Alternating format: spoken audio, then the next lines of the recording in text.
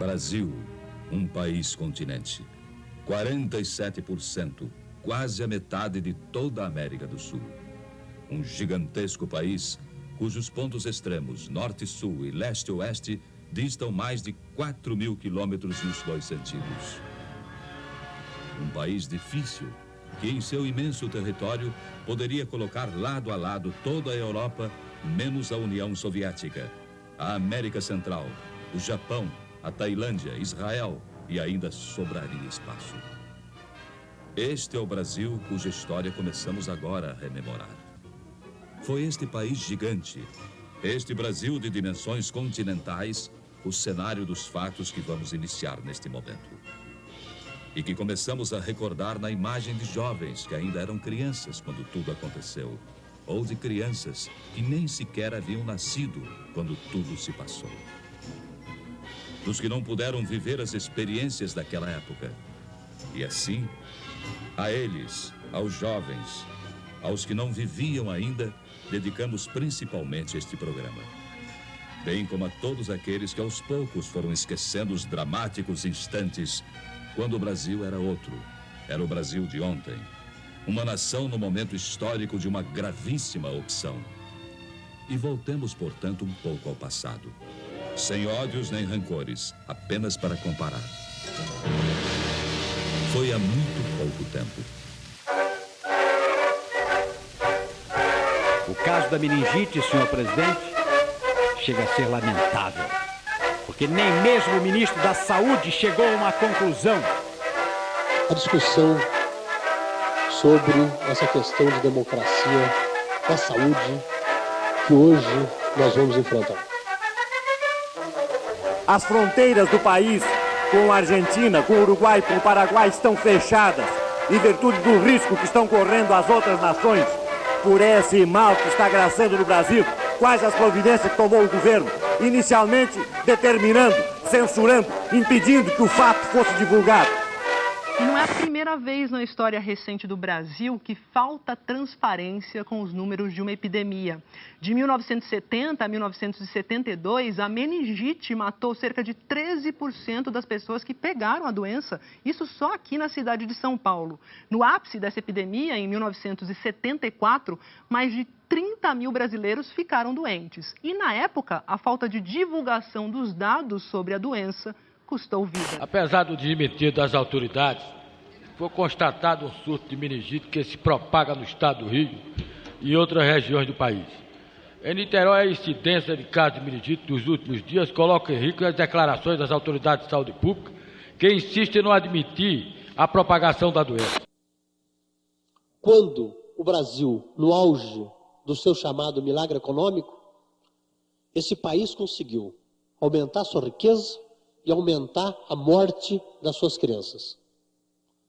Aumentou a sua riqueza e aumentou as pessoas que passam fome. Aumentou a sua riqueza e aumentou a miséria de uma grande maioria da população. Aumentou a riqueza e aumentou os marginalizados. Aumentou a riqueza e diminuiu o tamanho do nosso povo.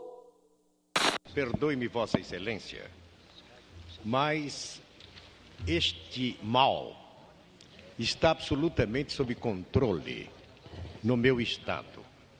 O apelo que faz Vossa Excelência às autoridades não julgo necessário. O que tem havido é realmente um excesso de publicidade e algumas delas alarmantes a respeito de um problema desta seriedade. Da política de desenvolvimento do governo. Johan Cruyff, el pase para Neskens, vai!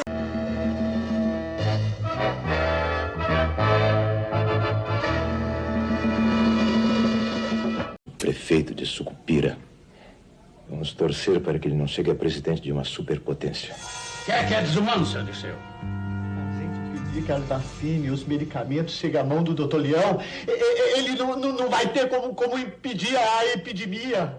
E daí, seu Disseu? Aí que vai ser uma calamidade. Eu não sei como o senhor pode pensar nisso, me dá até arrepio.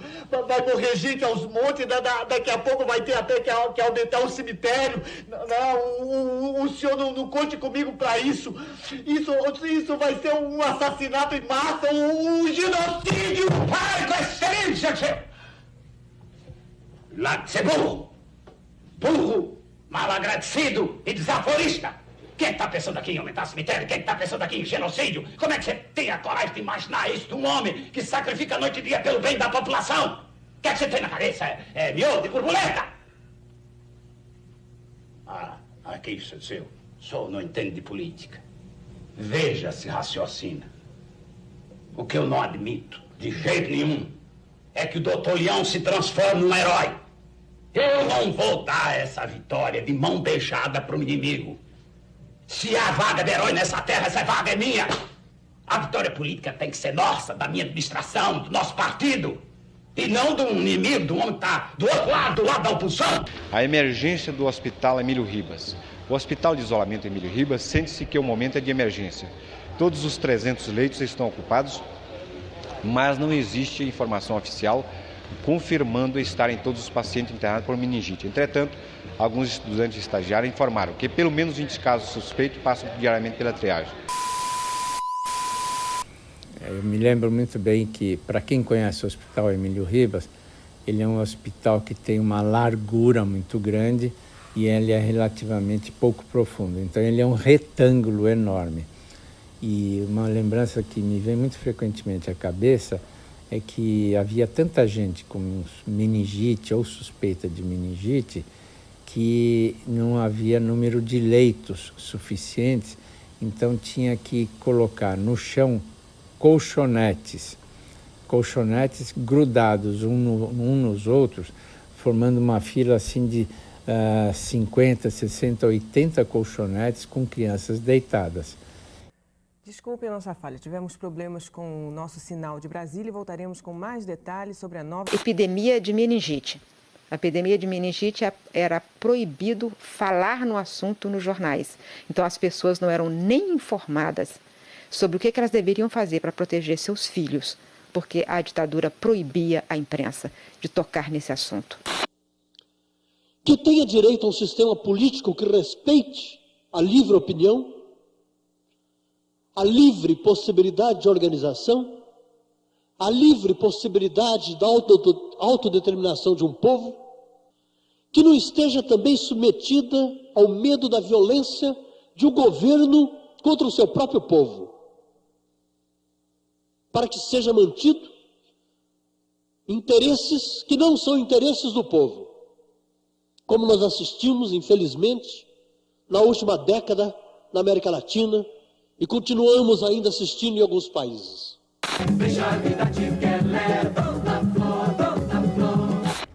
Bem, o governo começou a tomar providências quando não teve mais condições de censurar a epidemia. Quer dizer, vazou, as informações vazaram e aí então, quando que vazaram? Quando as pessoas de uma classe socioeconômica mais alta começou a ter meningite. Enquanto a meningite se concentrava na periferia, tudo bem, mas na medida em que ela chegou nos Jardins, por exemplo, aqui em São Paulo, que é um bairro nobre, e na medida em que começou a atingir filhos de empresários e até de militares, então teve que ser tomada uma atitude. O ápice da epidemia de meningite no Brasil foi em 1974. O país vivia uma escalada de dezenas de milhares de casos da doença e a crise de saúde pública já tinha se agravado quando veio a vacinação em massa. Enfermeira, o pessoal da vila já chegou para a vacinação? Já, doutor, estão todos aqui. Desde o Cuca, a Manuela e o Maneco até o Sigismundinho. Mas que cara é essa? Você está com medo? Eu não, enfermeira, mas o papai sim. Ele não quer ser vacinado. É isso mesmo, eu não quero tomar espetadas inúteis, afinal não estou doente. Pois é por estar sadio que você precisa se vacinar. A vacina é um preparado que protege contra as doenças. Quando seu filho recebe uma dose de vacina, o líquido estimula as defesas naturais do organismo, tornando-as muito mais fortes para combater os germes causadores das doenças. Poxa, isso é o que a vacina faz? Isso mesmo. E é por causa de atitudes como a sua que muitos brasileiros morrem ou ficam incapazes. A vacinação é necessária. Afinal, não dói nada e você não vai bancar o medroso perto das crianças. Não é, Sugismundo? É claro. Inicialmente, gostaria de encaminhar um apelo ao senhor presidente da República para que providências sejam tomadas no sentido de debelar o surto de meningite que ocorre atualmente no Acre. Só o mês de março ocorreu mais de 31 casos de meningite. Cinemas foram fechados, escolas estão sendo fechadas e medidas precisam ser tomadas, inclusive no Acre se aguarda a remessa de vacinas para a vacinação. Nós descobrimos uma coisa muito interessante, que ninguém gostou muito do resultado e eu vou contar por quê. A melhor vacina de todas era a do Vital Brasil. O que fazia do Vital Brasil com melhor resposta sorológica, quer dizer, mostrando que produzia anticorpos, mas em todo caso, a campanha mesmo tinha sido decidida, que tudo já estava com a fábrica começando a fazer, a da Merrier, da A e da C. Jamais o Vital Brasil deixou de produzir vacinas, praticamente os estímulos começaram a desaparecer e passou a só produzir fármacos progressivamente. No entanto, nunca mais foi possível pesquisar com isso, o Vital Brasil saiu fora e aí já veio a vacina que foi registrada, foi por aí. E é assim que a gente perde na soberania nacional, na pesquisa e no desenvolvimento. Para onde vamos com esse surto de meningite? Se São Paulo, a locomotiva deste país, o índice é alarmante e as estatísticas não são verdadeiras, porque nós sabemos que é muito maior o número de óbitos observado e muito maior a incidência também já registrada, assistimos o nosso Ministério da Saúde. E foi nessa direção que me parece que durante todos esses últimos anos se cunhou uma frase que me parece uma frase da maior importância, que era uma frase absolutamente simples, que dizia saúde e democracia. Atrás dessa frase, a compreensão que se tinha é que não era possível melhorar o nível de vida da nossa população enquanto persistisse nesse país um modelo econômico concentrador de renda e um modelo político autoritário. Então era fundamental, era ponto de partida, antes conseguir a democracia. E o lema que foi colocado no sistema de saúde durante os últimos anos foi exatamente isso: democracia e saúde, significando que para conseguir começar a timidamente melhorar as condições de saúde da população brasileira, era fundamental a conquista de um projeto de democratização desse país. A reforma sanitária pressupõe a criação de um organismo que, reunindo tudo que existe ao nível da União, possa fazer com a União, a partir de um grande Fundo Nacional de Saúde, possa distribuir esses fundos, possa fazer uma política de distribuição mais justa, mais igualitária, levando à universalização, que nada mais é a universalização que cada pessoa nesse país tenha direito aos serviços básicos de saúde, que deve supor uma reformulação do sistema de saúde, baseado em se colocar na Constituição que a saúde é um direito do brasileiro, é um dever do Estado.